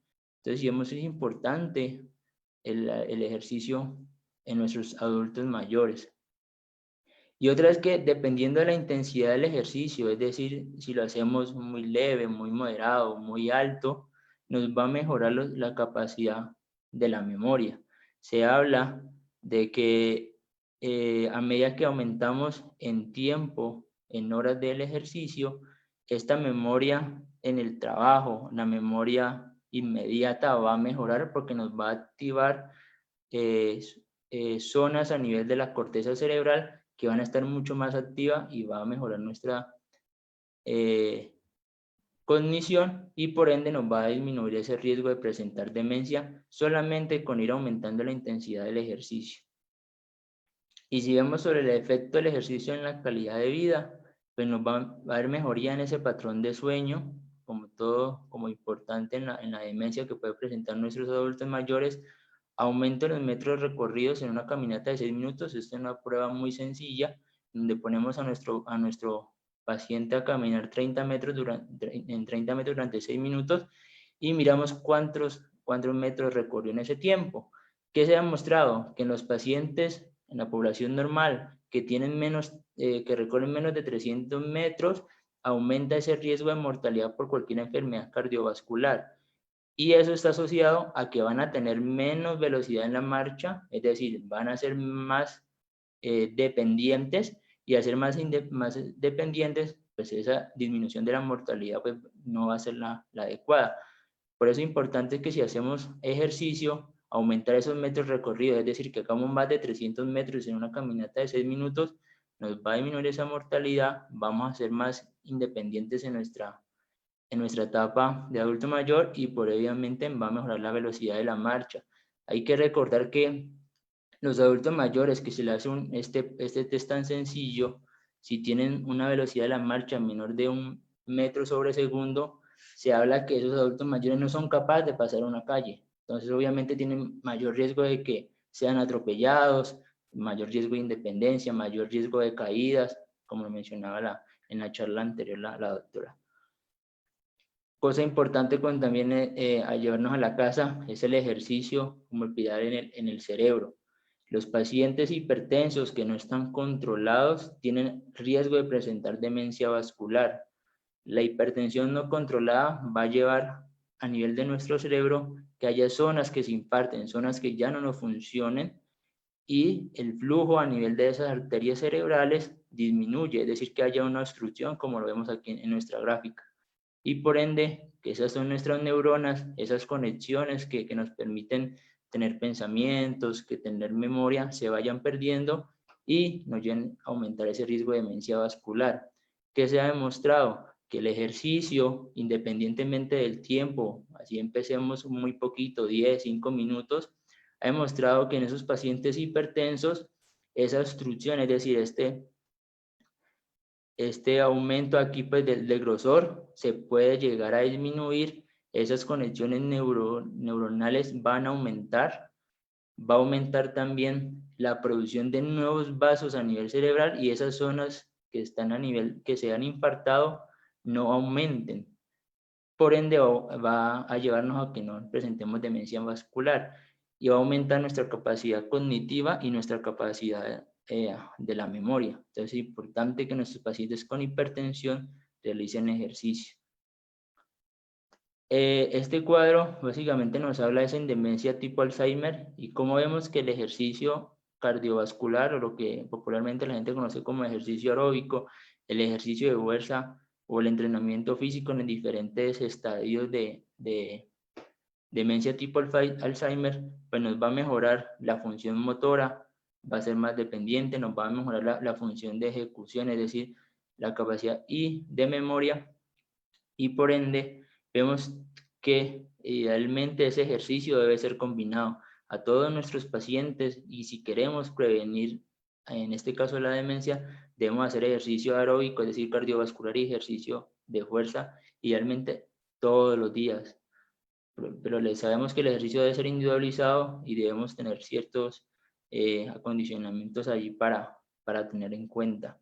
Importante tener en cuenta que también si combinamos el ejercicio con toda la neurorehabilitación, pues ese paciente, en este caso en demencia tipo Alzheimer, pues su calidad de vida va a aumentar más. ¿Y cómo podemos prevenir la demencia en edades tempranas, es decir, en edades jóvenes, adultos jóvenes o ya en adultos mayores? Es hacer ejercicio cardiovascular, es ejercicio aeróbico. El ejercicio cardiovascular nos ha demostrado que nos va a mejorar la memoria a largo plazo, todo aumento en la comprensión de lectura y aumenta la memoria visual. Si vemos entrenar la mente es hacer ejercicio. Y si lo combinamos con el ejercicio de fuerza, vamos a tener mejor fluidez verbal, mejor memoria lógica, mejor en la velocidad del procesamiento, en lo que pensamos y en lo que actuamos, y mejoría en las pruebas del test de color o la prueba de Stroop, que es básicamente, es decir, el color que vemos más no el que el que leemos. Se nos va a mejorar también esa capacidad a nivel de la memoria. Digamos, esta es una gráfica que nos habla la Organización Mundial de la Salud, cómo un tercio de esos factores de riesgo son modificables y el ejercicio los va a modificar. Importante es que si tenemos un corazón sano, es decir, hacemos ejercicio de fuerza cardiovascular, vamos a tener un cerebro sano. Importante, pues siempre, como lo hemos mencionado, hacer ejercicio cardiovascular y hacer ejercicio de fuerza, idealmente todos los días. Ejercicio cardiovascular puede ser cortar el césped, pasear nuestra mascota, montar bicicleta, salir a caminar, salir a trotar. Y el ejercicio de fuerza lo podemos hacer independientemente con cualquier cosa. Por ejemplo, estamos en cuarentena, lo podemos hacer con botellitas de agua, o solamente con estar sentado, estar estirando una pierna, por ejemplo, ya estamos haciendo ejercicio de fuerza. Y si vemos qué recomendaciones nos da la Organización Mundial de la Salud, es que ese ejercicio de actividad física tiene beneficios. La recomendación es fuerte, es decir, que deberíamos hacer actividad física para prevención de demencia, o en el caso que nuestros familiares o nuestros pacientes ya tengan demencia, debemos inculcarle nuestra actividad física. Ya para terminar, quiero que se lleven a casa estos puntos. Es que un estilo de vida activo nos va a mejorar nuestra salud cerebral. Que entre más tiempo hagamos de ejercicio, tiene factores protectores y nos van a ayudar a que no tengamos riesgo de presentar demencia. El ejercicio tiene efectos beneficiosos sobre las estructuras cerebrales, es decir, vamos a tener más comunicación interneuronales y por ende mejorar nuestra capacidad de memoria y cognitiva. Y ya por último, es que toda esa prescripción del ejercicio debe ser individualizada y debe escribir ejercicio cardiovascular aeróbico, ejercicio de fuerza, flexibilidad y equilibrio para la prevención de caídas. Aquí está cualquier inquietud y muchísimas gracias. Muchas gracias, Martín, por esa excelente conferencia. Gracias a todos los que participaron en la actividad académica del día de hoy. A Nelcy, a Mónica, Diana, Martín. Hay 3 preguntas, una para cada uno. Aquí hay una pregunta para Mónica Kira. No sé si Mónica todavía continúa acá. Sé que Nelcy probablemente tuvo que salir, tenía una consulta ahora a las 7. Mónica, si estás ahí, hay una pregunta para ti que dice ¿qué tan eficiente podría ser las terapias con neurofeedback y estimulación magnética transcraniana? Ok, muy buenas noches ya. Son muy eficientes. Realmente nosotros hemos observado mejoría en los pacientes con deterioro cognitivo, incluso pacientes que ya tienen un diagnóstico de demencia. Los resultados han sido muy positivos, puesto que los mismos familiares, incluso pacientes con deterioro cognitivo, manifiestan mejorías en su proceso de atención, en sus procesos emocionales. Algunas personas dicen, ya no lloro tanto, no me irrito tanto, no me enojo, me acuerdo más fácil de dónde dejo las cosas, estoy más atenta. Y en la parte de sus procesos o periodos de sueño tienen muchísimo mejor resultado. Lo refieren con mucha frecuencia los familiares o cuidadores de estos pacientes. Y hablamos más o menos que hay una mejoría notoria entre un 10 y un 40% en esto, pues después de estos procesos. Más o menos estamos observando mejorías después como de la 5ª, 6ª sesión. Perfecto, Mónica, muchas gracias. Quiero contarles a todos los que nos están escuchando y que de pronto son amantes de la epidemiología o de la medicina basada en la evidencia, que los estudios que existen han mostrado que todavía son muestras muy pocas, son de muy bajo poder, pero tienen un efecto importante, como lo dice Mónica, y lo hemos notado nosotros desde la aplicabilidad con nuestros pacientes. Por eso es muy posible que estemos llevando a cabo un estudio por parte de nuestro instituto, donde se van a vincular todos esos pacientes y poder ampliar la muestra para de una manera más objetiva poder darles datos a futuro. Muchas gracias, Mónica. Hay una pregunta por acá para Diana. Diana, dice que desde la parte de neurorehabilitación, con respecto a la alteración de la marcha, que en algunos de ellos los limita bastante, que si depende de algún grado de la patología y que si todos los trastornos de marcha pudiesen en algún momento ser resueltos mediante la neurorehabilitación. Digamos que los procesos de la marcha van muy inherentes también a los procesos cognitivos, ¿no? Digamos que la marcha no es un proceso meramente motor, es un proceso que va transversal, es un proceso de planeación, organización y ejecución motora. Entonces, digamos que muchas veces se convierte en unas apraxias motoras la pérdida como tal de la marcha. Entonces, hay que ser, como lo decía en la intervención, hay que mirar cada paciente de una manera individual, mirarle cuáles son las características, aplicar baterías como riesgo a caída, aplicar baterías de marcha para identificar qué es lo que está pasando en ese usuario y cómo se puede hacer los procesos de intervención, no solamente de neurorehabilitación, sino desde la parte de entrenamiento cognitivo. Pensaría que la marcha es un proceso que va como integrando no solamente la parte física, sino la parte cognitiva. Entonces pensaría que hay que hacerlo de una manera individual para poder identificar en qué estadio está y cómo podría ser su entrenamiento de la marcha. Perfecto, muchas gracias, Diana. Por aquí hay una última pregunta para Martín. A Martín le colocan acá: muchas gracias a todos los especialistas por sus excelentes e importantes presentaciones. Nos coloca María del Socorro. Y por aquí Mauricio dice: felicitaciones para Martín, excelente conferencia. Martín, todo el mundo está contento con lo que mostraste del ejercicio, del impacto que tiene sobre la parte de salud cardiovascular. Quiero saber un poco de si el instaurar cualquier tipo de ejercicio aeróbico en el contexto de sus pacientes puede ser beneficioso o indiscutiblemente debe tener una asesoría por un profesional experto en el tema.